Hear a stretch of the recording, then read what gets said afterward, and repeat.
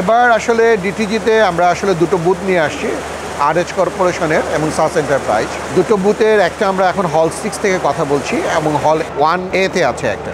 তো আমাদের প্রথম ফোকাস হচ্ছে এই হলটায় লেটস গো গ্রিন, সব নিউ ইনোভেশনগুলো নিয়ে আমরা কথা বলছি। আমাদের এখানে এবছর স্পিনোভা টেকনোলজি নিয়ে এসে the fibre generation, new fibre generation. এই ফাইবার জেনারেশনে আমরা উড পাল থেকে কিভাবে খুব অল্প সাশ্রয়ী মূল্যে নতুন ফাইবার তৈরি করা যায়, যেই ফাইবারের বিহেভিয়ারটা একদম কটন লাইক। আমরা যদি কখনো ফাইবার কাজ করতে চাই ভিসকস অথবা লায়োসেল, এই ইনভেস্টমেন্ট কস্ট অনেক বেশি এবং বাংলাদেশের জন্য এই ইনভেস্টমেন্ট করাটা অনেকটা অতি না। কিন্তু কোনো ইনভেস্টর যদি চিন্তা করে যে না আমি আসলে স্পিনোভার এই টেকনোলজিটাকে ইনভেস্ট করব, তাহলে সে আসলে বেনিফিটেড হবে। এই স্পিনোভা টেকনোলজির ফার্স্ট ইনভেস্টমেন্ট আসছে ফিনল্যান্ডে এবং সেকেন্ড ইনভেস্টমেন্ট আসছে এই মুভমেন্টে ব্রাজিলে। থার্ড ইনভেস্টমেন্ট হয়তো বা বাংলাদেশে আসবে। We are in a close discussion with few more investor in Bangladesh. তারা হয়তো এটা নিয়ে চিন্তা করছে। এছাড়াও আমাদের বেশ কিছু ডাইভার্সিফাইড প্রোডাক্ট আছে। আমরা রিসাইকেল ইন্ডাস্ট্রি নিয়ে ব্যাপকভাবে আমাদের বিরাট টিম কাজ করছে প্রতিনিয়ত। এই রিসাইকেলিং ইন্ডাস্ট্রিতে অনেক চ্যালেঞ্জ আছে, এটাকে মেকানিক্যাল রিসাইকেল বলি। এই মেকানিক্যাল রিসাইকেল চ্যালেঞ্জগুলো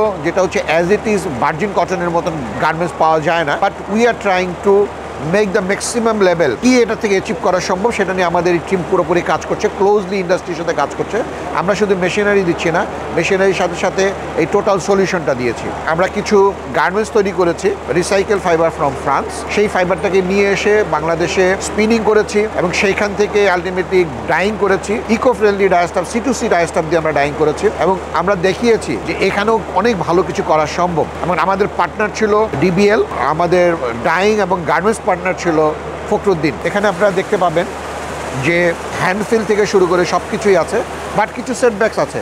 যেমন এই যে ফাইবারগুলো আসছে, যেটাকে আমরা ইলাস্টেন ফাইবার বলি, যেটা পোস্ট কনজিউমেবল ওয়েস্ট ছিল। আমরা এই ফাইবারটাকে, রিসাইকেল ফাইবারটাকে তৈরি করেছি ডাগোবায়ারে। ডাগোবায়ার হচ্ছে ফ্রান্সের একটা কোম্পানি, যারা জিলরকান বিলানি যে মেশিনটা আমরা বাংলাদেশে দিচ্ছি, সেই মেশিনটা দিয়ে এই ফাইবার তৈরি করেছে পোস্ট কনজিউমেবল ওয়েস্টের উপর। দেখেন এটা bright look of the colour, এবং এটা কিন্তু বায়োডিগ্রেডেবল ডায়াস্টাফ দিয়ে করা হয়েছে এবং কেমিক্যাল করা হয়েছে।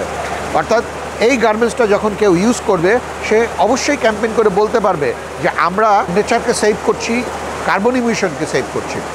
আমাদের এই পুরো টিম এই প্রজেক্ট নিয়ে কাজ করেছে। এর বাইরে আমরা যেটা নিয়ে আসছি যে আমাদের যে রিসাইকেল ইন্ডাস্ট্রি, যেটা আমরা মেশিনটা দিচ্ছি, এটা প্রোটোটাইপ মেশিনের মতো না। এই মেশিনটার বেশ কিছু অ্যাডভান্স ফিচার্স আছে, যেটা অন্য মেশিনগুলোর সাথে এটাকে একটা ডিফারেন্সিয়েট করেছে। প্রথম অ্যাডভান্স ফিচার্স হচ্ছে এটা লেস ফায়ার হ্যাজার্ড। নর্মালি অন্যান্য মেশিনগুলোতে ফায়ার হ্যাজার্ডের পরিমাণ বেশি, কিন্তু আমরা এমনভাবে ডিজাইন করেছি যে এটা থেকে ফায়ার হয় না বললেই চলে। সেকেন্ড হচ্ছে এখানে কাটিং টেকনোলজি, আমরা পিরিয়ডের কাটিং দিচ্ছি। পিরিয়ড হচ্ছে one of the best cutting in the world. যেই কাটিংয়ের ফলে প্রিসিশন কাটিং হচ্ছে এবং ফাইবারগুলো তৈরি হওয়ার আগে কাট পিসগুলো এমনভাবে আসতেছে যাতে এখান থেকে বেস্ট ফাইবার বানানো যায়। প্রতিটা মেশিনের প্রতিটা ড্রাম এখানে আলটিমেটলি PLC কন্ট্রোল, প্রত্যেকটা টিয়ারিং লাইন PLC কন্ট্রোল। আমাদের ড্রামের সাইজগুলো বড়, যার জন্য নাম্বার অফ পিন বেশি, ফ্রিকশনাল ফোর্স কম। এখানে নর্মালি অন্যান্য মেশিন থেকে এখানে অ্যাটলিস্ট 15 থেকে 20% পাওয়ার কনজামশন কম লাগে এবং আলটিমেটলি এটার মধ্যে স্কিপ করা যায়। যে কোনো দুইটা ড্রামে যদি কাজ শেষ হয়ে যায়, তাহলে আমরা ফাইনাল ফর্মে বের করে নিয়ে আসতে পারি। এটার মধ্যে প্রি কাটিং একটা জোন যোগ করা আছে। এই প্রি কাটিং জোনটা আপনাকে হেল্প করবে যে ফাইবারগুলো ভালোভাবে ওপেন হওয়ার জন্য। নর্মালি আমরা দেখি আমাদের দেশে ট্রেডিশনাল যে মেশিনগুলো আছে, যে ফাইবারগুলো ফাইনাল ফর্মে যেটা বেড়ে আসতেছে, সেটার মধ্যে প্রচুর পরিমাণ আনওপেন ইয়ার্ন রয়ে গেছে। আমাদের মধ্যে একদমই নাই বললেই চলে। So all the new technologies we are introducing over here. Thank you very much.